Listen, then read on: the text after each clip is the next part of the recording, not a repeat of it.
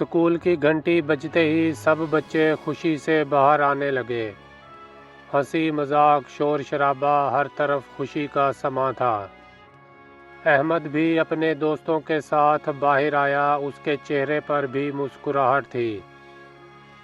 دوستوں نے احمد کو کھیلنے کی دعوت دی، احمد نے بھی بغیر کچھ سوچے سمجھے فوراً ہاں کر دی۔ اسے کھیلنے کا بہت شوق تھا۔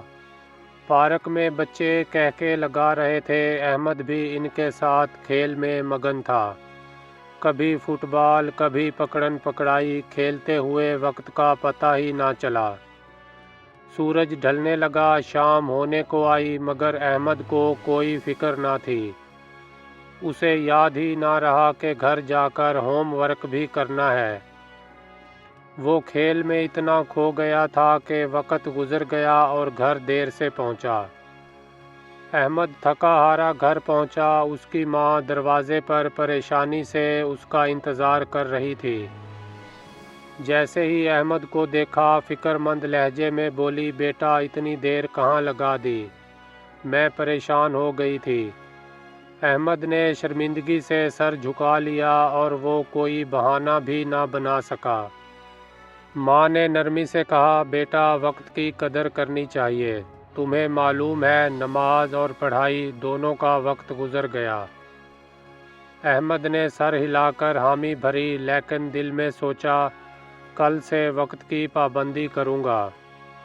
گھر آ کر احمد کو ہوم ورک یاد آیا، لیکن اس کا دل ویڈیو گیم کھیلنے کو چاہ رہا تھا۔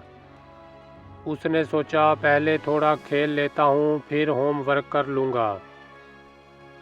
مگر ایک گیم کے بعد دوسری اور دوسری کے بعد تیسری، وقت کا احساس ہی نہ ہوا۔ رات ہو گئی، نیند نے گھیر لیا اور ہوم ورک ویسے کا ویسا ہی رہ گیا۔ اگلے دن کلاس میں استاد نے ہوم ورک چیک کیا۔ جب احمد کی باری آئی تو اس نے شرمندگی سے سر جھکا لیا۔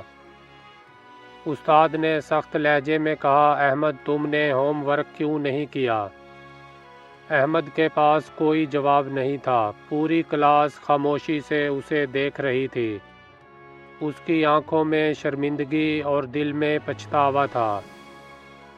جب ٹیسٹ کا نتیجہ آیا تو احمد کے نمبر بہت کم تھے۔ وہ پریشانی سے اپنی کاپی دیکھتا رہا، آنکھوں میں آنسو آ گئے۔ اس نے کبھی اتنے برے نمبر نہیں لیے تھے۔ اسے اپنی لاپرواہی کا احساس ہوا، مگر اب کچھ نہیں ہو سکتا تھا۔ چھٹی کے وقت احمد جب اسکول کے احاطے میں کھڑا تھا، اس کے دوست اس کے خراب نمبروں کا مذاق اڑا رہے تھے۔ ارے احمد کیا ہوا؟ کھیل میں تو تم سب سے آگے رہتے ہو اور پڑھائی میں سب سے آخر میں۔ احمد کو دل میں بہت تکلیف ہوئی، وہ خاموشی سے وہاں سے چلا گیا۔ گھر پہنچ کر احمد نے والد کو سب سچ بتا دیا۔ اس کے والد نے شفقت سے اس کے سر پر ہاتھ رکھا اور کہا، بیٹا وقت بہت قیمتی چیز ہے۔ جو وقت ایک بار گزر جائے وہ کبھی واپس نہیں آتا۔ انہوں نے سمجھایا، کھیلنا بھی ضروری ہے، لیکن پہلے اپنے فرائض پورے کرو۔ وقت کی قدر کرنے والے ہی کامیاب ہوتے ہیں۔ احمد نے دل میں ارادہ کر لیا، وہ اب وقت ضائع نہیں کرے گا۔ احمد نے اگلے دن ایک منصوبہ بنایا۔ اس نے اپنا شیڈول ترتیب دیا، ہوم ورک، نماز، کھیل اور آرام کا وقت مقرر کر لیا۔ وہ پرعزم تھا کہ اب وقت کو ضائع نہیں کیا کرے گا۔ اس نے گھڑی کی طرف دیکھ کر مسکراتے ہوئے کہا، اب میں ہر کام وقت پر کیا کروں گا۔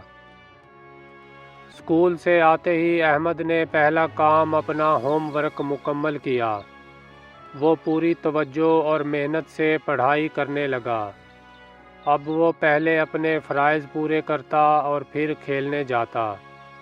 اس نے سیکھ لیا کہ وقت کی قدر کر کے سب کام آسانی سے کیے جا سکتے ہیں۔ پارک میں احمد اپنے دوستوں کے ساتھ کھیلنے گیا، لیکن اس بار اس نے وقت پر نظر رکھی۔ جیسے ہی کھیلنے کا وقت ختم ہوا، اس نے دوستوں سے اجازت لی اور گھر جانے لگا۔ دوستوں نے احمد سے حیرت سے پوچھا، ارے تم آج اتنا جلدی کیوں جا رہے ہو؟ احمد مسکرا کر بولا، میں نے وقت کی قدر کرنا سیکھ لیا ہے۔ امتحان قریب تھے اور احمد نے دل لگا کر تیاری شروع کر دی۔ اس نے وقت کی منصوبہ بندی کے مطابق ہر مضمون کو اچھی طرح پڑھا۔ اب وہ خود پر اعتماد محسوس کر رہا تھا۔ اسے یقین تھا کہ اس بار نتیجہ ضرور اچھا ہوگا۔ امتحان کے دن احمد پرسکون اور پر اعتماد تھا۔ وہ بغیر کسی گھبراہٹ کے پیپر حل کر رہا تھا۔ اسے ہر سوال کا جواب یاد تھا کیونکہ اس نے دل لگا کر محنت کی تھی اور تیاری کی تھی اور وقت ضائع نہیں کیا تھا۔ جب نتیجہ آیا تو احمد کے نمبر شاندار تھے۔